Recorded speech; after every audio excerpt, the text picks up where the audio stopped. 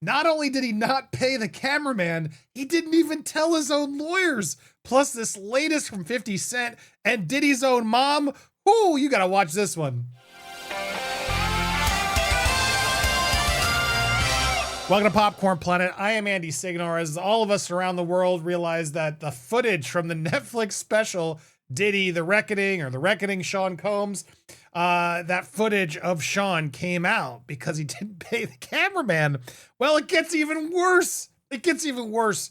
Backstabbed on camera, Netflix's Diddy documentary reveals mogul secretly taped his defense attorney during case meltdown. He did not tell Agnifilo. Now, I don't know how that works. Let's watch it, because in this moment, you could kind of see he's filming, no? Let's play this quick clip and then come back. Actually, go to the prosecutor. This guy committed another crime. And I would do the same thing with Little Ron. Go to the prosecutor. Really put a package together. Here's what he said. You shouldn't record it. You shouldn't be recording this. Yeah, it took him a little while, didn't it? But that's Agnifilo giving like legal strategy. And I mean, I guess it could have been a phone. He might have just been falling around with his phone legitimately and not have like a big camera case and casting. In fact, the quality looks pretty crappy. So I don't think that was a super good camera. Put a package together. But yeah, this should not have been recorded. Should not have been recorded. So now we're learning that the lawyers didn't know. Sean Diddy Combs is facing intense backlash after a new Netflix documentary revealed he secretly recorded private conversations with his criminal defense attorney, a move legal experts say represents a stunning betrayal of trust and a possible breach of attorney-client privilege. The footage included in a documentary produced by 50 Cent shows Combs capturing confidential exchanges with his attorney, Mark Agnifilo, who, according to those familiar with the situation, had no idea he was being filmed or recorded. Revelation has ignited a firestorm within the legal community and raised questions about Combs' conduct during one of the most sensitive periods of his legal battle. Is anyone surprised, though? Come on. Netflix documentary featured material shot by the videographer Diddy hired to chronicle his life during what he described as a turbulent time. In the clips, Combs appeared frustrated and angry with Agnifilo and the entire defense team as they discuss his impending arrest. He is heard accusing his lawyers of losing control of the case and mishandling key aspects of his legal defense. Well, I mean, you're guilty on a lot of it, so it was kind of hard for them. They did, I would say, damn good job given the circumstances. Sources close to Agnifilo say he was unaware Diddy had commissioned someone to record the phone calls, much less their private strategy sessions. The inclusion of this footage in a publicly released documentary now places Agnifilo in an uncomfortable and unprecedented position, with conversations that should have remained protected suddenly broadcast to the public. Now, Mark Garagos has chimed in on this and explains what he would have done if this happened to him. Diddy hired the videographer.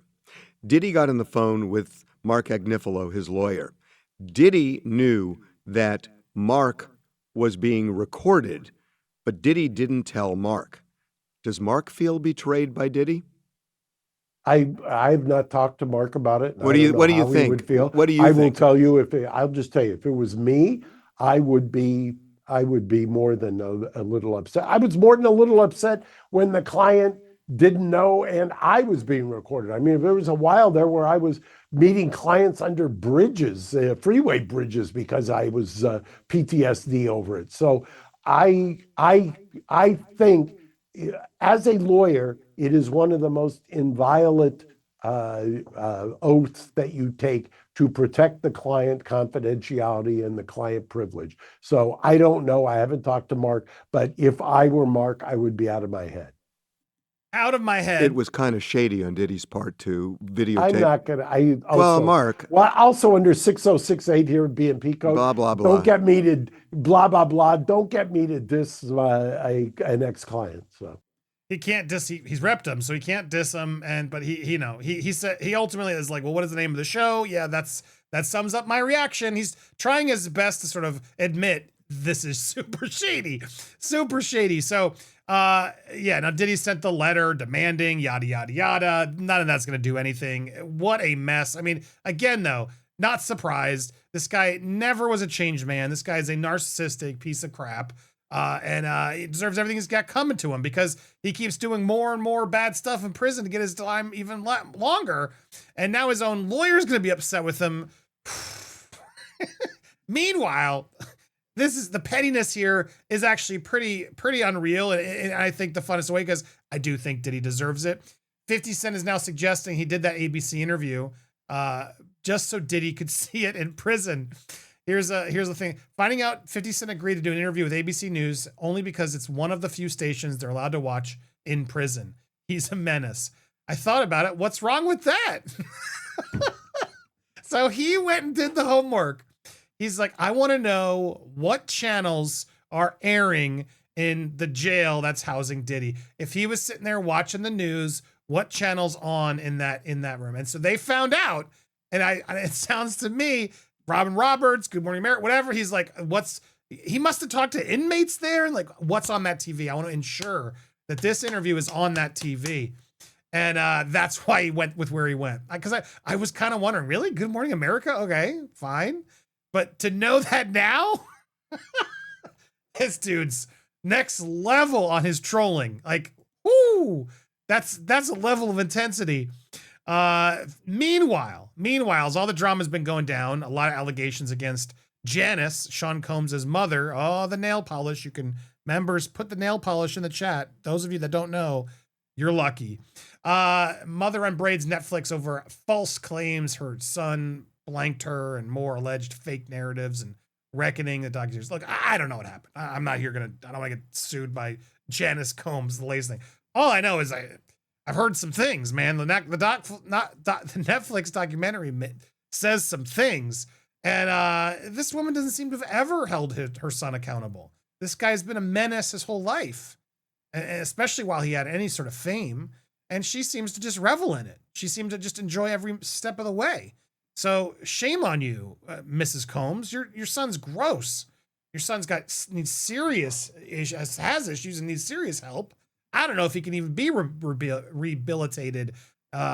So who knows? But the good book tells us a soft answer turneth away, but grievous words stir up anger. However, this week, Sean Combs, Netflix, both appear to have put the Bible lesson of Proverbs 15:1 out to pasture, as Janice Combs made glaring evidence today. I'm writing this statement to correct some of the lies presented in the Netflix Sean Combs The Reckoning, released on December 2nd.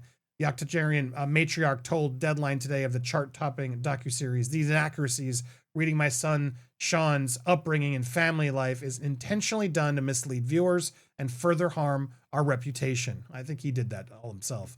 Having been in the Manhattan courtroom with her grandchild for almost every day, hearing about her son's freak-offs, drugs, etc., the elder Combs insists the Diddy nemesis 50 Cent produced Reckoning is pockmarked with lies.